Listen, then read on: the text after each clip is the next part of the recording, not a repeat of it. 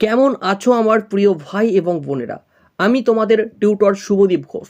আজকের এই ভিডিওতে আমরা আলোচনা করতে চলেছি নতুন সরকার ঘোষিত অঙ্গনওয়াড়ি সম্পর্কিত গুরুত্বপূর্ণ তথ্য সম্পর্কে।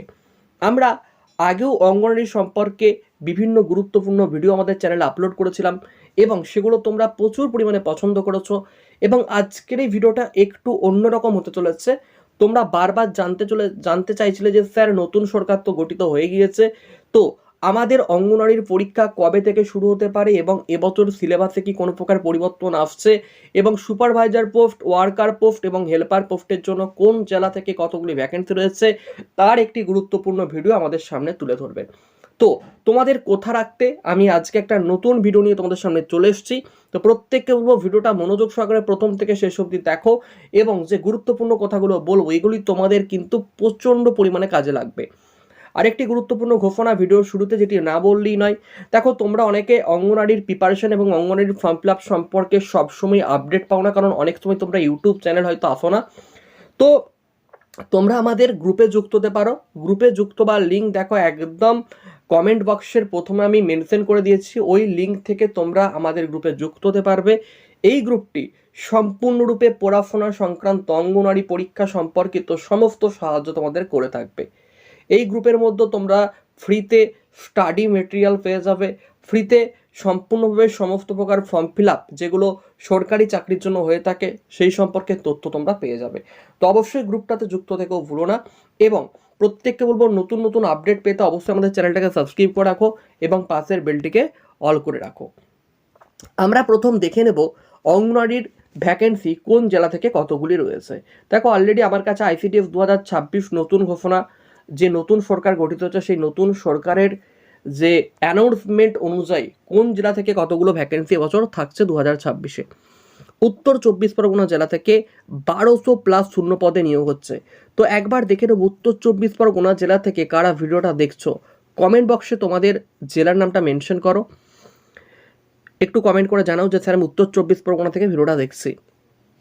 এখানে অলরেডি কর্মী, সহায়িকা এবং সুপারভাইজার টোটাল 3টে পোস্টের জন্য কিন্তু ভ্যাকেন্সি রয়েছে। এরপরে আমরা আসছি দক্ষিণ 24 পরগনা জেলা থেকে যারা ভিডিও দেখছো তাদের জন্য। দক্ষিণ 24 পরগনা যারা ভিডিও দেখছো একটু কমেন্ট করো, তোমাদের জন্য রয়েছে 1100+ ভ্যাকেন্সি। তোমরা প্রত্যেকে 1100+ ভ্যাকেন্সিতে অ্যাপ্লাই করতে পারছো। দক্ষিণ 24 পরগনা অবশ্যই কমেন্ট করো নিচে কমেন্ট বক্সে। মুর্শিদাবাদ জেলা থেকে যারা রয়েছে অবশ্যই ভিডিওটাই কমেন্ট করো এবং একটা করে লাইক করে দাও। 1000+ তোমাদের 1000+ ভ্যাকেন্সি কিন্তু থাকছে। পশ্চিম মেদিনীপুরের জন্য একটু ভ্যাকেন্সি কম রয়েছে, 900+। একটু কমেন্ট করো পশ্চিম মেদিনীপুর জেলা যারা রয়েছে তারা একটু কমেন্ট করো। পূর্ব মেদিনীপুর থেকে 850+ ভ্যাকেন্সি রয়েছে। অবশ্যই পূর্ব মেদিনীপুর জেলা থেকে যারা ভিডিও দেখছো একটু কমেন্ট করে জানাও। হুগলিতে 800+ ভ্যাকেন্সি রয়েছে, কমেন্ট করো। হুগলি ডিস্ট্রিক্ট থেকে যারা ভিডিও দেখছো একটু কমেন্ট করে জানাও। নদিয়া থেকে রয়েছে 750+ ভ্যাকেন্সি, 2026 ICDS এর 750+ ভ্যাকেন্সি রয়েছে নদিয়া থেকে। বর্ধমান থেকে রয়েছে 900+ ভ্যাকেন্সি। পূর্ব বর্ধমান, পশ্চিম বর্ধমান থেকে রয়েছে 900+ ভ্যাকেন্সি। মালদা থেকে রয়েছে 700+ ভ্যাকেন্সি। বাঁকুড়া ও পুরুলিয়া থেকে রয়েছে 800+ ভ্যাকেন্সি। উত্তর 24 পরগনা এবং উত্তর দিনাজপুর এবং দক্ষিণ দিনাজপুর যারা রয়েছে, যেই যে জেলার নাম আমরা বলছি তোমরা কিন্তু কমেন্ট করে জানাবে। উত্তর এবং দক্ষিণ দিনাজপুর দেখো 600+ ভ্যাকেন্সি কিন্তু তোমাদের জন্য রয়েছে। জলপাইগুড়ি, কোচবিহার 700+ ভ্যাকেন্সি তোমাদের জন্য রয়েছে। কমেন্ট করো জেলার নামগুলো, কমেন্ট করো। যে জেলার নাম ঘোষণা করছি অবশ্যই কমেন্ট করবে। কলকাতা সহ অন্যান্য যে জেলাগুলো রয়েছে সেখান থেকে রয়েছে 5000+ ভ্যাকেন্সি। তো আমরা পুরোটা দেখতে পেলাম যে টোটাল আমাদের যে জেলাগুলোর নাম আমি এখানে দেখালাম সমস্ত জেলাগুলো একটু কমেন্ট করবে। এছাড়াও যেমন ধর এখনও মালদা রয়েছে, আচ্ছা মালদার কথা আমরা বলেছিলাম। তো এখনও যে সমস্ত জেলাগুলো বাকি রয়ে গেল সেই সমস্ত জেলাগুলোকে বলবো একটু কমেন্ট করে জানাবে। তোমাদের সমস্ত কিছু আমি দেখিয়ে দিলাম। টোটাল 15,000+ কাছাকাছি ভ্যাকেন্সি কিন্তু এবছর রয়েছে পশ্চিমবঙ্গ ব্যাপী। শিক্ষাগত যোগ্যতা, নতুন সরকার আসার পরে কি নতুন নিয়ম জারি হয়েছে একটু দেখে নাও। নতুন সরকার আসার পর যে নতুন নিয়মটি জারি হয়েছে সেখানে আমরা দেখতে পাচ্ছি সহায়িকা পদের জন্য, অর্থাৎ যারা রান্নার কাজ করে থাকে তারা কেবলমাত্র 10ম শ্রেণী পাশে আবেদন করতে পারছে। কর্মী যারা রয়েছে সেই কর্মীদের জন্য কিন্তু তোমরা উচ্চ মাধ্যমিক পাস হতে হবে, তাহলে আবেদন করতে পারবে। সুপারভাইজার পোস্টে যারা অ্যাপ্লিকেশন করতে চেয়েছো তাদেরকে অবশ্যই কিন্তু গ্র্যাজুয়েশন ডিগ্রি থাকতে হবে, তবে তোমরা অ্যাপিল করতে পারবে। ঠিক আছে, 18 থেকে 40 বছর বয়স অলরেডি করে দেওয়া হয়েছে এখন, কারণ বয়স 35 ছিল। আমি বললাম যে প্রতিটি সরকারি চাকরিতে অলরেডি 5 বছর করে রিজার্ভেশন করা হয়েছে, সেটা আগে আমি জানিয়েছি বা তোমরাও প্রত্যেকেটা জানো। আচ্ছা, নিয়োগটি হবে লিখিত পরীক্ষা, এমসিকিউ প্রশ্ন থাকে, ডেসক্রিপটিভ অর্থাৎ বড় বড় রচনা থাকতে পারে, বড় বড় ইংলিশের রাইটিং থাকতে পারে, সব কিছু প্রক্রিয়ার মাধ্যমে এটি কিন্তু সম্পন্ন হবে।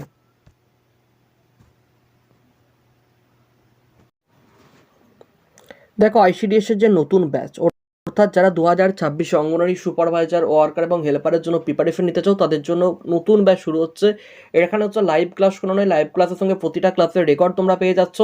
একদম জিরো লেভেল থেকে সিলেবাস ভিত্তিক তোমাদের ক্লাস করিয়ে 100% প্রস্তুত করা হচ্ছে আমাদের মেন লক্ষ্য। আমাদের ব্যাচের আকর্ষণগুলো একটু দেখে নাও। তোমরা পাচ্ছ কি লাইভ এবং রেকর্ডেড ক্লাস, প্রতিটা বিষয় অধ্যায়ভিত্তিক এবং বিস্তারিত আলোচনা হবে লাইভ ক্লাসে, এবং যার রেকর্ড তোমরা কিন্তু পরে দেখতে পাবে। স্পেশাল পুষ্টি এবং জনস্বাস্থ্য ক্লাস, আইসিডিএস এর জন্য সবথেকে গুরুত্বপূর্ণ হচ্ছে পুষ্টি, ভিটামিন এবং নারী কল্যাণমূলক প্রকল্পের ওপর বিশেষ জোর দেয়া। আমরা তার ওপর গুরুত্বপূর্ণ অনেকগুলো ক্লাস তোমাদের জন্য রাখছি। এরপর রয়েছে পাটিগণিত ও ইংরেজি স্পেশাল ক্লাস। 8 থেকে 10 লেভেলের যে সমস্ত অঙ্কগুলো তোমরা মানে দেখছি অনেকে অঙ্ক করতে যে আটকে যাচ্ছে বা অনেকে অঙ্ক করতে পারে, তাদেরকে একদম একদম তাদের যেটুকু দুর্বল জায়গা রয়েছে সেই দুর্বল জায়গাগুলোকে আমরা একদম পুরোপুরিভাবে ক্লিয়ার করে দেবো। পরবর্তী দেখো রয়েছে আমাদের হ্যান্ড রাইটিং নোটস এবং রিভিশন চার্ট, প্রতিটি ক্লাসের পর অধ্যায়ভিত্তিক প্রিমিয়াম পিডিএফ নোটস তোমাদেরকে দেওয়া হবে। সাপ্তাহিক মক টেস্ট, প্রতি রবিবার আমরা কিন্তু মক টেস্টের ব্যবস্থা করি তোমাদের জন্য। ঠিক যেমন পরীক্ষায় প্রশ্নপত্র ঠিক সেরকম টাইপের প্রশ্ন আমরা তোমাদের সামনে তুলে ধরি। এগুলো করার ফলে তোমাদের প্রচুর পরিমাণ হেল্প কিন্তু এখান থেকে হবে। দেখো আমাদের কোর্স অলরেডি স্টার্ট হয়ে গেছে। কোর্সের মেয়াদ একদম পরীক্ষার দিন পর্যন্ত থাকছে, যতদিন না পরীক্ষা হচ্ছে। ভর্তির শেষ তারিখ নেই, তুমি যে কোনো দিন ভর্তি হতে পারো। টোটাল ফিস হচ্ছে কত না 600 টাকা। 600 টাকা হচ্ছে তোমাদের টোটাল ফিস। এবার তুই ভর্তি হবে কীভাবে না, আমাদের অফিসিয়াল অ্যাপ ডাউনলোড করে নিচের যে নাম্বার আছে এই যে 7001946333, এটা হচ্ছে আমাদের অফিসিয়াল নাম্বার। এই নাম্বারে তুমি যোগাযোগ করবে। পেমেন্ট মেথড হচ্ছে ফোনপে রয়েছে এবং গুগল পে রয়েছে। এই ফোনপে এবং গুগল পের মাধ্যমে তুমি পেমেন্ট করে ভর্তি হতে পারো, এবং পেমেন্ট ভেরিফাই করে তোমাকে 5 মিনিটের মধ্যেই আমাদের যে মূল ব্যাচ এবং আমাদের যে পেড ব্যাচ রয়েছে সেখানে যুক্ত করে নেওয়া হবে। তো যারা যারা চাইছো আমাদের এই ব্যাচে ভর্তি হতে, সমস্তটাই বলে দেওয়া হলো। তোমরা এখানে এই নাম্বারে যোগাযোগ করবে, যোগাযোগ করে কিন্তু আমাদের ব্যাচে ভর্তি হতে পারো। চলো একটু আমরা বয়স সংক্রান্ত ব্যাপারটা দেখে নিচ্ছি। আর প্রতিটা ক্লাস কিন্তু রেকর্ড তোমরা পেয়ে যাবে, ঠিক আছে? প্রতিটা ক্লাস কিন্তু রেকর্ড তোমরা পেয়ে যাবে। এবার আমরা দেখবো যে তোমরা ফর্ম ফিল আপ কীভাবে করবে এবং ফর্ম ফিল আপ করার জন্য কী কী ডকুমেন্টস তোমাদেরকে কাছাকাছি রাখতে হচ্ছে। দেখো এখানে তোমাদের প্রার্থীর নাম, অর্থাৎ যে ফর্ম ফিল আপ করছে সেই ফর্ম ফিল আপ করা ক্যান্ডিডেটের মাধ্যমিক সার্টিফিকেটের যে নামটা দেওয়া আছে সেই নাম কিন্তু থাকতে হচ্ছে।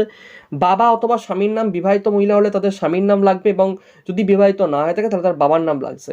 জন্মের তারিখ লাগছে, তুমি কোন কাস্ট থেকে বিলং করছো, general, SC, ST, OBC, OBC B, সেটা কিন্তু তোমার এখানে তো অবশ্যই লাগবে, তো তোমার সেই কাস্ট সার্টিফিকেট অবশ্যই লাগছে।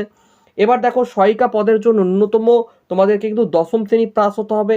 কর্মী পদের জন্য মাধ্যমিক বা উচ্চ মাধ্যমিক পাস তোমাদেরকে কিন্তু হতে হবে। সেই পাসের যে সার্টিফিকেট এবং সেই বোর্ডের নাম, তুমি কোন বোর্ড থেকে পাস করেছো, যেমন ধরো অনেকে WBBSC বোর্ড থেকে পাস করে, অনেকে WBCHSC বোর্ড থেকে পাস করে, সেই পাস করা বোর্ডের সার্টিফিকেটগুলো তোমাদের লাগছে, আপলোড করতে হবে এগুলোকে।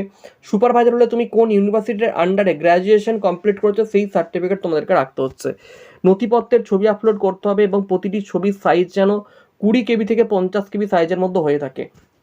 এখানে দেখো বলা হয়েছে প্রার্থীর সাম্প্রতিক তোলা পাসপোর্ট সাইজের একটা ছবি, প্রার্থীর ডিজিটাল স্বাক্ষর, ভোটার বা আধার কার্ড, পঞ্চায়েত বা মিউনিসিপ্যালিটি থেকে নেওয়া স্থায়ী বাসস্থানের শংসাপত্র এবং কাস্ট সার্টিফিকেট, এগুলো তোমাদেরকে কিন্তু অবশ্যই রাখতে হচ্ছে।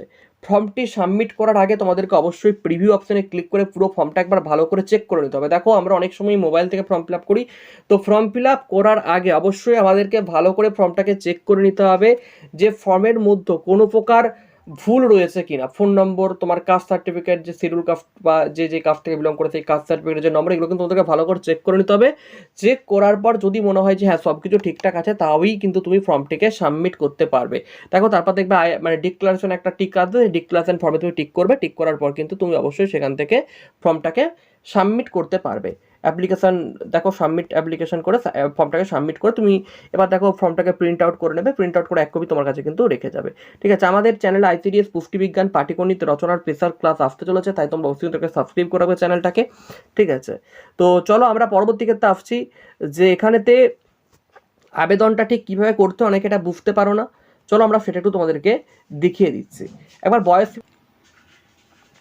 দেখো, কর্মী এবং সহায়িকা পদের জন্য ফর্ম ফিল আপ করার জন্য যে নির্দিষ্ট বয়সসীমা সেটা কিন্তু এখানে দেওয়া আছে 18 থেকে 40 বছর। এসসি/এসটি প্রার্থীদের জন্য বয়সসীমা হচ্ছে 18 থেকে 45 বছর।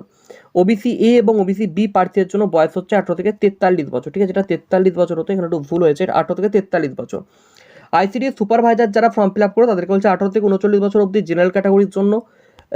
এবং পরবর্তী ক্ষেত্রে আমাদের যারা রয়েছে, এবার দেখো এটা 39 বছর অবধি আগে ছিল, বাট এখন বর্তমানে এটা কিন্তু বেড়ে গেছে, অর্থাৎ 5 বছর করে সব প্রার্থীর জন্য বেড়ে 44 বছর হয়ে গেছে।